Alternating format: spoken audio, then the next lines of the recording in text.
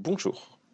Aujourd'hui, une réaction à chaud, ou plutôt à tiède, sur la nouveauté du jour, de la semaine, à savoir la possible levée de l'obligation vaccinale des soignants. Euh, alors, je vais dire réaction à tiède parce que finalement, je suis passé un petit peu par différentes phases et je vais essayer de vous les reposer aujourd'hui. Euh, donc, la première chose, c'est la base scientifique de tout ça. Il faut savoir que la HAS nous explique finalement exactement scientifiquement la même chose que ce qu'elle nous expliquait en juillet dernier, à savoir que il y a des variants, que les vaccins sont de moins en moins efficaces sur les nouveaux variants, que les variants sont de moins en moins graves, euh, mais conclut à la même chose d'ailleurs, n'empêche qu'il faut continuer à se vacciner contre cette maladie-là, et en particulier les soignants doivent être vaccinés. Donc ça, c'est le point commun avec là où on en était en juillet dernier. Et puis la différence, qui pour moi est plus politique que scientifique, parce que déjà scientifiquement c'est difficilement tenable, ça, c'est de dire, mais n'empêche qu'on peut envisager que les soignants non vaccinés retournent au turbin. L'autre grosse différence, c'est qu'on a l'écho de notre ministre de la Santé qui dit, eh oui, je compte bien tenir cet avis de la HAS. Alors, il faut savoir que légalement, quand même, la loi du 5 août, celle qui nous a virés, dispose que, après avis des autorités compétentes, on puisse réintégrer pour tout ou partie des professions concernées le travail. Justement, le ministre de la Santé fait que appliquer la loi, même si on a oublié que c'était son rôle d'exécutif d'appliquer la loi. Euh, Petite digression. Et donc, vous allez comprendre mon premier sentiment, qui m'a un peu énervé d'ailleurs, qui est ce sentiment un petit peu de victimisation. C'est un peu dire, pendant 1 an et demi, j'avais le droit d'être la victime, c'était hyper confortable pour moi. J'avais le droit de dire qu'on m'avait viré comme un malpropre, qu'on m'avait pris mon métier, qu'on m'avait pris plein de choses. Et puis voilà, me faire plaindre un petit peu, me faire chouchouter de temps en temps. Euh, et donc la première attitude, c'est de dire c'est pas assez. Non, non, attendez, je garde mon rôle de victime, vous n'allez pas me le piquer, parce que là, ce que vous faites, c'est pas assez. C'est-à-dire que non seulement je veux revenir, mais en plus de ça, je veux revenir avec des indemnités, avec des politesses, avec des courbettes. Vous m'ouvrez grand la porte de devant et vous me faites rentrer sous les trompettes. Parce que je ne veux pas revenir par la porte de derrière. Et ça, c'est bien parce que ça me permet de garder un petit peu ce statut de victime. Et alors, vous allez comprendre pourquoi ça m'a énervé. Parce que ça fait peut-être 6 mois, peut-être 1 an, que j'essaie en conscience de dire de plus me sentir moi-même suspendu en fait. C'est de dire non, je ne suis pas suspendu à une décision du pouvoir politique. Remarquez, j'utilise le mot pouvoir politique et pas le mot autorité parce que pour moi, ces gens-là n'incarnent pas une autorité. Mais voilà, je ne suis pas suspendu au pouvoir politique, je remets mes 2 pieds par terre dans la vraie vie et je vis et je souffle. Non, je ne suis plus suspendu. Et en fait, ce positionnement de victime qui est revenu au grand galop naturellement et qui a été peut-être ma première réaction, j'ose le dire, me renvoie au fait que si en fait j'étais un petit peu suspendu à ça. En tout cas, c'est une première attitude, c'est un premier élan. Voilà. Donc, toutefois, ça mis à part, il est quand même légitime de dire que on avait le droit en tant que soignant de défendre le libre consentement à tout acte médical. Voilà. J'aimerais quand même qu'on puisse un jour poser ça, de dire non pas est-ce que ces gens-là ont eu raison, je cherche pas à ce qu'on me dise j'ai eu raison, d'ailleurs peut-être que j'ai eu raison et effectivement tout tend à dire ça, peut-être que j'aurais pu avoir tort, voilà, peut-être que j'aurais pu avoir des raisons de penser ce que je pense mais avoir quand même tort à la fin, ou peut-être que je pourrais très bien avoir raison aujourd'hui mais sans raisonnement valable au début et donc dans un sens aucun mérite. Mais c'est pas une question de savoir j'ai raison, ils ont tort. C'est vraiment de dire il existait une attitude légitime pour les soignants à défendre le libre consentement à tout acte médical. J'aimerais qu'on le dise. J'aimerais qu'on le pose. C'est de dire n'importe qui, non pas moi en tant que soignant, mais en tant que patient, en tant que personne, mais aussi d'ailleurs si, quand même, en tant que médecin, j'ai le droit de défendre le fait que on n'est pas obligé de techniciser tous les pans de notre vie. Et ça veut dire qu'on a le droit de considérer que le corps humain est une machine extrêmement complexe, extrêmement bien faite, et qu'elle est robuste. Hein. J'ai le droit de dire que pour moi, prendre soin de moi, c'est pas faire une picouse et m'injecter des médicaments, quels qu'ils soient. Que prendre soin de moi, c'est aussi avoir une bonne hygiène de vie, c'est être heureux dans la vie, sourire, voir mes proches, avoir toute cette activité sociale, avoir une activité physique, fendre du bois, me promener, faire du vélo, aller au club avec les copains. Ça peut vouloir dire que, voilà, adapter mon alimentation. Est-ce que quand vous buvez 2 litres de coca par jour, que vous fumez 3 paquets de clopes et que vous mangez McDo 4 fois par semaine, est-ce que c'est prendre soin de vous, de vous faire une picouse? Je sais pas. Voilà. Peut-être que c'est votre opinion et vous avez le droit de la tenir. Mais moi, j'ai le droit de tenir une opinion qui est vos médicaments sont des fois extrêmement utiles. Et en tant que médecin, je suis très content d'avoir accès à une certaine pharmacopée. Mais voilà, pour moi, c'est pas ça le cœur de la santé. Et j'ai le droit de fonder mon opinion là-dessus. Donc, des éléments légitimes. Voilà. On devrait avoir le droit de consentir à tout acte médical. J'ai une vision de la santé qui est différente de la vôtre. Et pourtant, j'ai quelque chose à apporter dans mon domaine. Et j'ai quelque chose à apporter aux personnes qui ont décidé de venir me voir, moi, en tant que médecin, et pas d'aller voir le médecin à côté, qui est sans doute très très bien, mais qui a juste une vision un peu différente de la mienne. Ça, j'avais le droit de le tenir. Ça, c'est pas une position de victime. Ça, c'est un débat qui est légitime et qu'il faudra avoir à un moment. J'aimerais qu'on ait un moment. Voilà. Donc, je suis les 2 pieds sur terre et j'ose le dire. Non pas en tant que victime, c'est pas assez, et je reste dans mon rôle, mais en tant que, qu'acteur légitime de cette vie, de ce monde, du monde médical. Il y a autre chose qui est derrière et qui pour moi est extrêmement important, c'est ce statut de suspendu. C'est-à-dire que là, ce qu'on nous propose, c'est d'appuyer sur le bouton on et vraiment, je crois qu'il est légitime aussi de poser qu'il faut définitivement débrancher le bouton off. Je retourne travailler et on me fait rentrer par la porte de derrière et on me dit pas trop de vagues parce qu'attention, hein, les médias nous disent bien aujourd'hui qu'il y en a quelques-uns qui sont prêts à nous planter un couteau dans le dos, que tout le monde n'est pas content de nous voir revenir et on a intérêt à regarder nos pieds. Hein.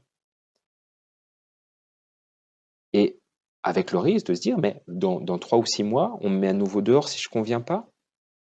Parce qu'il y a ce statut de suspendu qui reste là, et j'ai l'impression qu'il y a un précédent qui est créé. Et si on ne va pas jusqu'au bout de la réflexion, hein, le danger, il est là, c'est qu'on n'aille pas jusqu'au bout de la réflexion.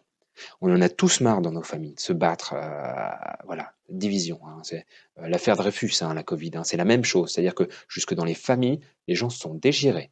Avec les amis, ils se sont déchirés. Et à un moment, ils ont juste envie de mettre leur mouchoir dessus et de plus en parler. Ce que je comprends. Hein.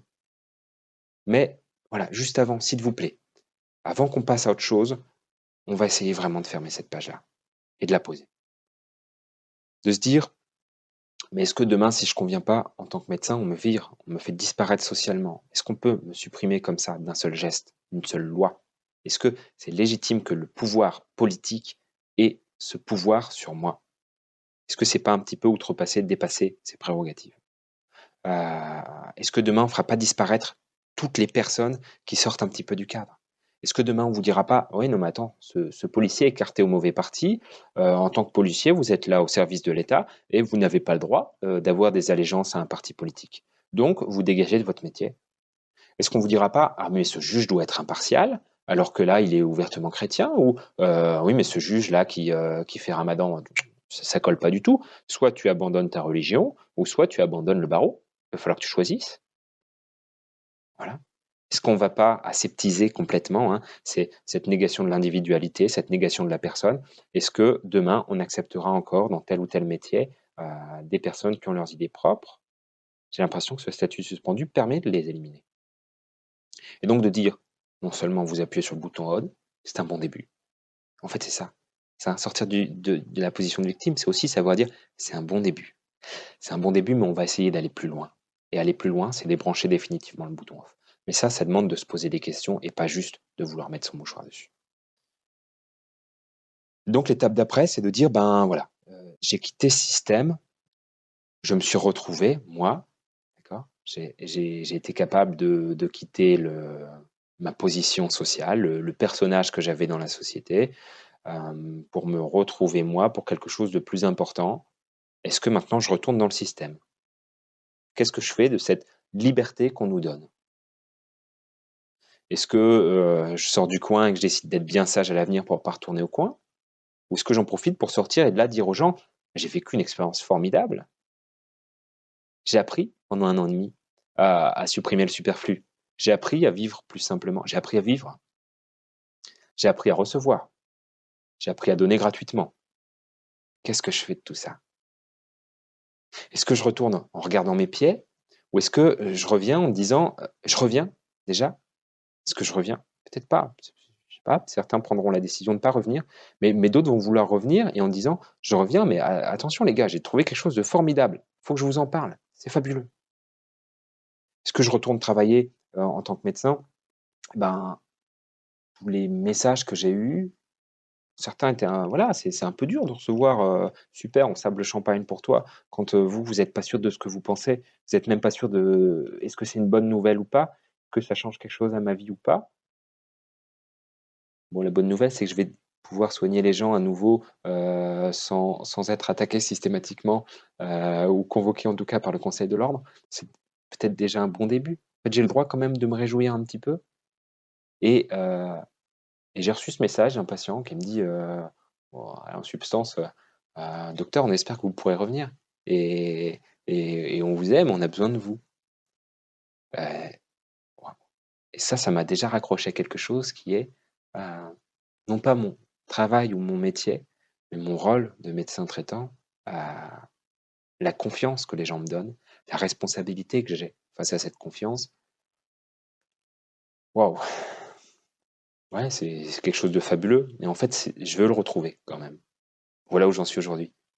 Je veux quand même retrouver ça. Comment je vais retravailler demain? J'en sais absolument rien. Est-ce que je vais jusqu'au bout? Est-ce que je vide complètement l'eau du bain? J'ai fait une expérience en dehors du système. Est-ce que je vais jusqu'au bout? Ça veut dire déjà, ne pas retourner conventionné par la sécu, être pieds et poings liés et devoir prescrire tel ou tel médicament et devoir alimenter, le dossier médical de tel ou tel patient, mais pouvoir dire: «Moi, je prends soin de vous, en toute liberté». Ça veut dire que je suis pas conventionné, OK? Mais ça veut dire aussi les gens, ils sont pas remboursés, de la consultation quand ils viennent me voir. Donc ça veut dire que pour ça, ben, soit je dois accepter de soigner que des riches, ça peut être très bien et très bien gagner ma vie, voire même la gagner encore mieux, mais plus probablement de se dire: «Ben, je vais avoir des tarifs adaptés». Pourquoi pas? Hein? Se dire que je peux soigner gratuitement quelqu'un, je l'ai fait, c'est enrichissant. Me dire qu'ils auront d'autres choses à me donner en échange, je sais pas. Le cadre légal, j'y ai pas encore réfléchi, jusqu'où je peux aller. Peut être complètement dingue, on peut inventer, complètement une autre façon de faire. Pourquoi pas soigner les gens complètement gratuitement? Pourquoi pas monter une free communauté, une communauté où on parle pas d'argent? Où je vous dis: «Vous êtes plombier, je vous soigne», gratuitement, vraiment, y a sans aucune arrière-pensée et moi je suis heureux de donner et vous êtes heureux de recevoir. En fait, on s'arrête à ça. Il y a pas d'argent, c'est pas «Je suis heureux de recevoir de l'argent en échange». Je suis pas une prostituée. Vous voyez ce que je veux dire? Et se dire: «On quitte complètement le système», ça peut être ça aussi. Dans mes rêves les plus fous, peut-être c'est ce que j'imagine. Un chapeau, les gens donnent ce qu'ils peuvent donner ou alors les gens donnent rien du tout, mais je sais que le jour où j'ai besoin d'eux, ils seront là. Confiance. Tous les gens me font confiance, pourquoi je leur ferais pas confiance? Donc vous l'aurez compris en quelques mots, des un peu des montagnes russes du, «Ah mais c'est pas cool du tout. Ah mais, attention et je tiens mon rôle de victime».